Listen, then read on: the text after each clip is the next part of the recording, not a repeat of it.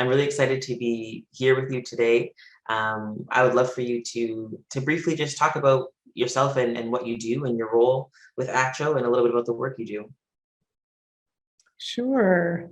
So my name is Ky'okusinga. I am the director at ACTIO. My role is to provide oversight, guide the mission and the vision and the work of the organization.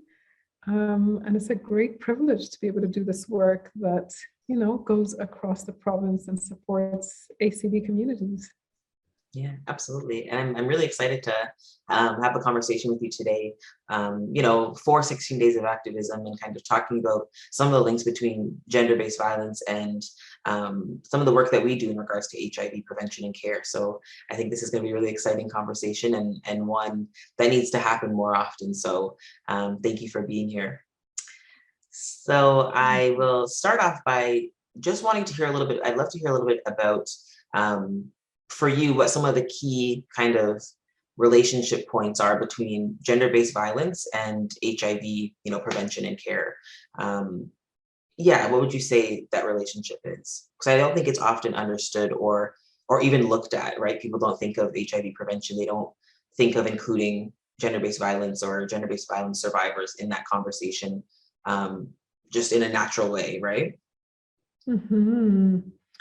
Yes, absolutely, Lydia. And I'm actually glad that we're starting there because, obviously we at ACTIO are involved in HIV work, prevention, care, and support.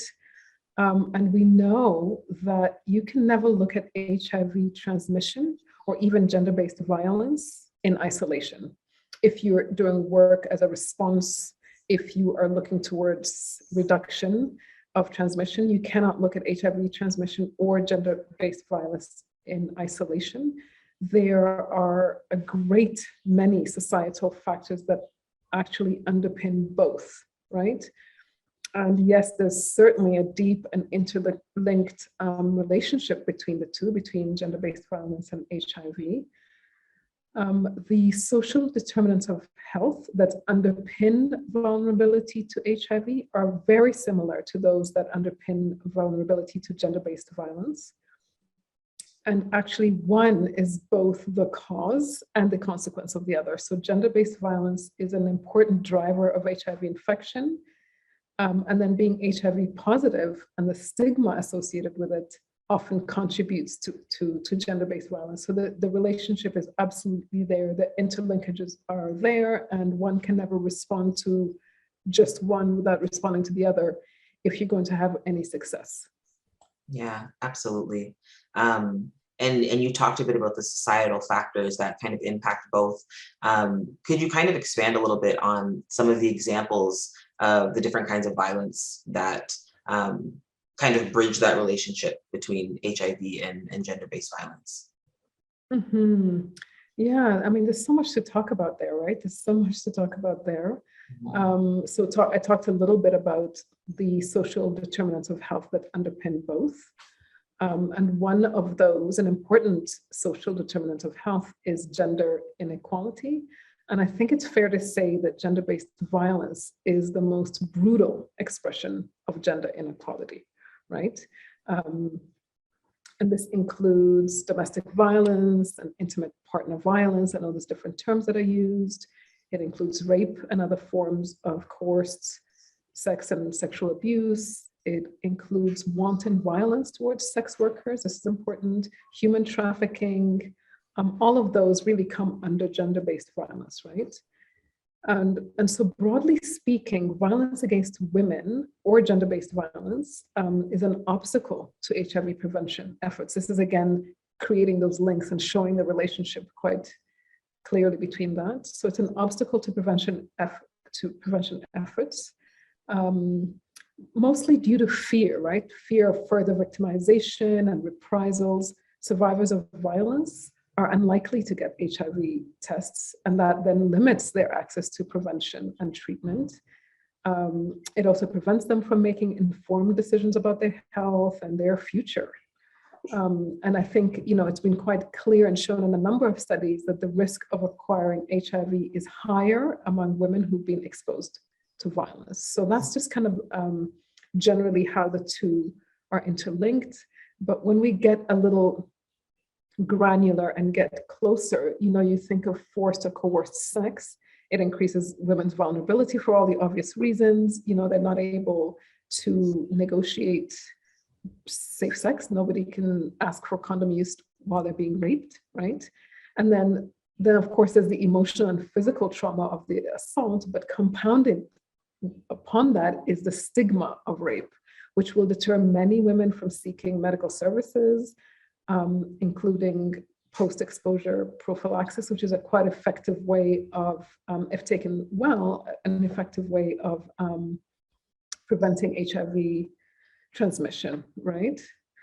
And then we have intimate partner violence, women who have abusive partners or who are, emotionally or financially dominated by their partners are much less likely to use condoms and much less likely to be able to negotiate safe sex in their relationship, and also to be threatened with physical abuse, even just by asking for condom use from their partners.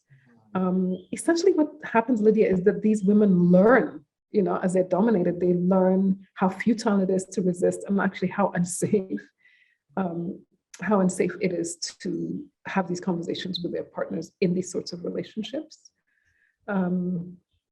And then, of course, we can't really talk about the intersections of gender-based violence and HIV infection without talking about sex workers, right? Vulnerable, extremely vulnerable population, vulnerable to HIV infection, vulnerable to violence, difficult, again, to negotiate condom use. This is a group of workers that are demonized and discriminated against and invisible in decision-making processes. And then, of course, the issue of criminalization, right? Which then drives sex work underground and makes it hard for health workers to reach sex workers, again, affecting their health, right? Especially HIV-related services. And of course, sex workers, particularly trans sex workers, particularly Black trans sex workers, are very vulnerable to exploitation, to harassment, to physical and sexual abuse. There's human trafficking. I know we don't talk about it much in our setting in Ontario and Canada, but we know that it's there, and we know that, again, it's a highly exploitative relationship, which means there's no space for negotiation. And then, like I talked about at the top, Lydia, is then this cycle, right? So then people who are women, particularly who are living with HIV, then are at risk because of stigma to violence, to discrimination, to being ostracized, to being abandoned. So really you can see the connections and also the cycle. Right, absolutely. That was such a kind of like thorough look. And so I really appreciate some of the points you brought in there, especially around that inability to negotiate, right? I think that makes it kind of roots back to the importance of the necessity of more consent education and sexual health education from a decolonial perspective, right? Because I know a lot of the campaigns that we hear of when it comes to sexual violence prevention or gender-based violence prevention is often, yes means yes, no means no, but like, let's have deeper conversations about what that means when you're a Black woman and the perpetrator is racist. They might have an understanding of consent as yes means yes, no means no, but if they don't see you as human, then your no isn't taken seriously, right? So there's so many different layers, which I appreciate you outlining kind of throughout this session, of looking at all of the social determinants of health that impact people and the ways in which gender-based violence and HIV absolutely are totally linked in regards to transmission, in regards to stigma. So yeah, those are, I think, really, really key pieces. When we talk about intimate partner violence or being financially dominated by a partner, there are many women who will say, oh, that's not me, so I'm not at risk, right? And kind of see it in very boxed and clear delineating lines, but it's actually not like that. And I know you know a lot about this work, especially with young folks in university, where really understanding coercion. I mean, coercion is not just about a gun to your head from a stranger as you're walking through a dark alley at night. It's someone that you know, right? Yeah, absolutely. Violence, the majority of violence that is met by women is by people that they know. as you know, Right. right? Right. And so it's really about being able to parse that out and carefully understanding what is coercion. And sexual harassment, is it people that you work with who are in a position of power and you're working and you think, well, I'm independent, but it's such a nuanced relationship right there. Is it your first job? Are you coming out of university and feel like I can't say no to my boss? And I'd certainly, again, once you feel that way, the negotiation of safe sex almost goes out the window, right? Almost goes out the window. So I feel like just on that topic, you and I could sit here all day and talk about it. Definitely. I would love for people to really take some time to think about what negotiating safe sex means. What do we need to be able to be in that position? And what does coercion look like? Right. And the risks associated with that, right? And then the fallout from that. So that is all part of this relationship, this intertwined relationship, and the dangers that women and the broader category of gender, because I also talked about trans people being really at risk, especially in sex work. And I think it's also clearly documented sex work and Black trans sex workers are at really great increased risk. So that's something else to explore. Right.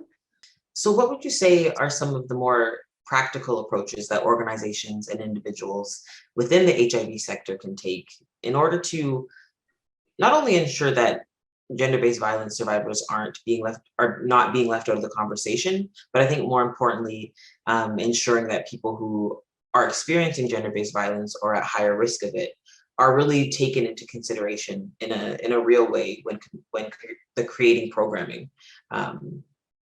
Yeah. Mm-hmm. Yeah, I mean, I think, Lydia, the truth is that we can never limit or significantly reduce HIV transmission or gender-based violence without using a holistic approach, right? We cannot separate one from the other. And in fact, we can't separate the other social determinants of health and drivers of each of these, right? So we have to look at all the pieces that come together and create programming at that very nexus that makes sure that it touches on everything. I think that this is where, meaningful engagement of people living with HIV is really important and also people who are survivors of gender-based violence, or maybe still in relationships that are violent. But I think that lived experience can really inform programming. And it's important, in fact, that it informs programming because, you can never quite get to it. When I think of, for example, sex workers whose work lives are very complicated, especially when you're in a part of the world where sex work is criminalized. So there's the intersection of just the danger of the work, the inability to negotiate, the police, all these come together in ways that are quite complex that one might not understand as a programmer, but needs to hear from someone with a lived experience. I think there needs to be that link always. And I think that, there's no lack of people with lived experience. It's actually important to seek it out and put them in decision-making places, and not just agencies like ours or any other agency in the HIV sector, Lydia, but I think that all the way up, because it stems from policy and comes all the way down to the people who fund this work, who will understand why you need to have certain people around the table, all the way down to the work, and keeping that information loop whole and going. Absolutely. Thank you so much, Ky'okusinga, for being here today, and for having and opening up this amazing conversation around those links between HIV and gender-based violence. I think there's so much here to kind of resonate with, and even things for me to think about in regards to ways to incorporate certain elements into my own work. And so I'm really excited to have had this conversation, and I appreciate you again being here. Well, thanks for having me. This is really good. I think that we need to have another one, Lydia, because it feels like we just touched on the surface, and there really are a lot of issues, and 16 days could turn into 30 days of activism very easily because there's a lot to unpack around gender-based violence. Yeah. But yeah, I'm so happy to have this first conversation with you. Thanks for having me.